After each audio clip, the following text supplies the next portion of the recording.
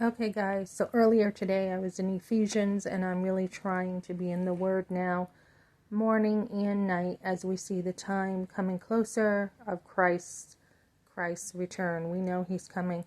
We know a lot of Orthodox Jews don't believe in Jesus. Some of them won't even read Isaiah, I think it's 53, where He was bruised for our transgressions. But we know Christ came. There's historical proof. I mean, what did they do? Take out, half of history in the world? Um, so I had already talked about, I would go and talk about Proverbs 14, what a wise woman is. A wise woman builds her house, but with her own hands, the foolish one tears hers down. And this is a verse that I learned in my MOPS class, Mothers of Preschoolers. When I had first got saved, I went to MOPS. I talk about that. We had crafts and we got to bond. And I had older women coming alongside of me who were Christians to help me parent. So when I saw this, I'm like, you think of build her house with, you know, her hands. Like I come from family that are carpenters and construction workers. So you think of sheetrock or concrete or, just the roof. All kinds of stuff goes into a house, right? And this is talking about, obviously, we know, back in my day, women didn't really do a lot of carpentry, but we know she builds her house. She builds it. And usually you think of a woman who cleans her house. She does dishes, she vacuums, she keeps the order of the house. That is a huge part of a homemaker, huge. But her cooking and cleaning. But even more important than that is her spiritual side of her house. How is she building or how is she tearing down? It says she builds with her house, with her own hands. Okay, so we think about the cleaning, the order that needs to be done, all that stuff. And then right after this, I talked about this verse that he who walks upright fears the Lord. That's going to be the first step I talked about. And I want to show you, ladies, or whoever is watching, another verse to help you. So, I took a bunch of classes when I became a mother. And I'm so glad I have not walked life alone. I've always been around people. Always. So, it says here, the fear of the Lord is the beginning of knowledge, but fools despise wisdom and discipline. So, we need, first of all, to fear God. And it's not, oh my goodness, I'm afraid of him. And that is kind of the authority figure that I had thought God was. Like this skewed view that God is just waiting to, thump me over the head. And I think a lot of people think of that with God, with certain authority figures. And then as you get to know him, you're like, no, I love him. So why would I be afraid of him?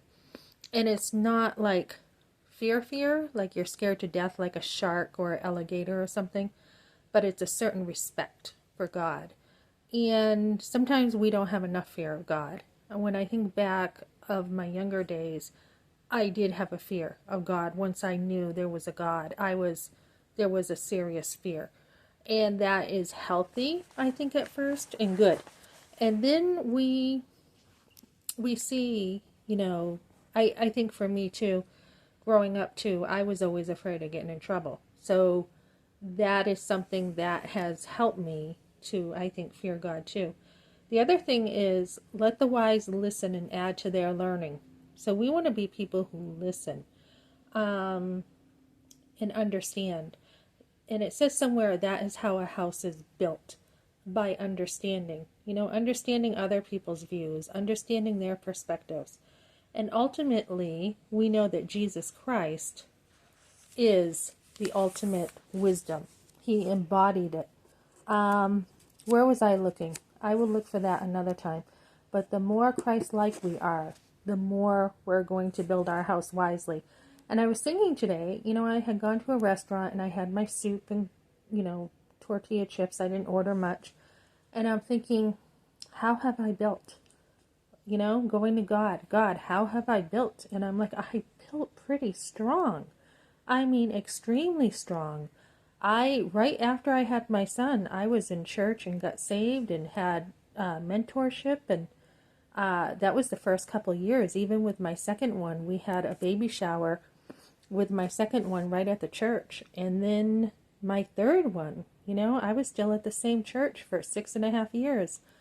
And it was constant changing and constant applying the Word of God and walking with my mentor, and then having another one. By the first home birth, I had my second mentor. I had a lady who helped me garden. She was teaching me to be frugal. And I also had another mentor at the time too, who was there for my second birth. So I had her. So right off the bat, I had 3 older women mentoring me. And then my husband had testicular cancer, and we were told we wouldn't have any more. So I was devastated because I wanted a big family.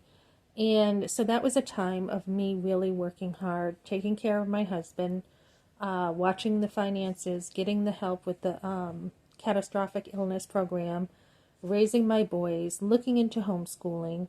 So, you know, after that, I was at another church where the Word of God was taught again to me in another way, in a richer way. So that was happening there. And then I was, you know, in ladies' Bible studies all this time. And then I was in, let me see. Yeah, I was in a mom's group later. And then, you know, there was just always Bible studies in the pregnancy center. I took a class on teens, and all the way up. I took a Ramsey class. I took Ron Blue. I took just one class after another. So, I mean, I built so strongly that even with this trial happening now with my husband, I'm thinking, how could this kind of trial be happening, right? So the Bible does talk about you will have trouble in life. It is going to happen. It's not like you can foolproof your house or your life and say, you know, no, I'm not going to have trials in life. You will have them. It's how you deal with them. So as I was sitting there today in the restaurant, I thought, rebuild again, rebuild stronger. Don't let this trial pull you away from Christ. So that's one way with the mind too. Not just your hands, not just your beliefs, but your mindset. Being in the Word and walking close with God.